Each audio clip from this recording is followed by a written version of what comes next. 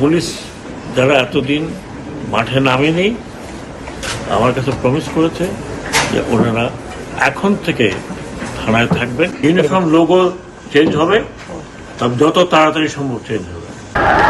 বৈষম্য বিরোধী ছাত্র আন্দোলনকে ঘিরে নিহত হয় প্রায় অর্ধশত পুলিশ। এছাড়াও পুলিশের স্থাপনায় হামলা ও অগ্নিসংযোগের ঘটনা ঘটে। এ নিয়ে গেল 6 আগস্ট থেকে কর্মবিরতির ডাক দেয় পুলিশের অধস্তন কর্মচারী সংগঠন। তুলে ধরেন 11 দফা দাবি। পুলিশের অনুপস্থিতিতে অবনতি হয় আইনশৃঙ্খলা পরিস্থিতির। এমন প্রেক্ষাপটে রাতে স্বরাষ্ট্র মন্ত্রণালয়ে আন্দোলনকারী পুলিশের সমন্বয়কদের নিয়ে বৈঠকে বসেন অন্তর্বর্তীকালীন সরকারের স্বরাষ্ট্র উপদেষ্টা।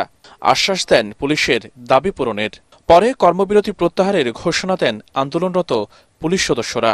পুলিশ যারা এতদিন মাঠে নামেনি আমার কাছে প্রমিস করেছে যে ওনারা এখন থেকে থানায় থাকবেন। তবে আমি আপনাদের মাধ্যমে বলছি যে যারা যারা নাগরিক আছে, এই পুলিশ না থাকলে তারা নাগরিকরা সুরক্ষিত নয়। পুলিশের গায়ে হাত দেবেন না। যদি আপনার কমপ্লেন থাকে তো ওনাদের কাছে বলবেন। আমরা কোনো অন্যায়কারীকে আমরা ছাড় দেবো না। বৈঠকে পুলিশের লগো ও পোশাক পরিবর্তনের বিষয়ে সিদ্ধান্ত নেওয়া হয়। এই চেয়ারে তো আরো হাইকমান্ড বসেছিল, উনি কি করছেন?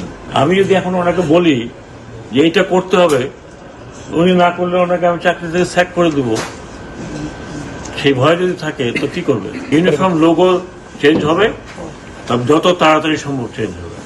কারণ অনেকে মন খারাপ যে এই পোশাক নিয়ে আমরা আর বেরোতে চাই না।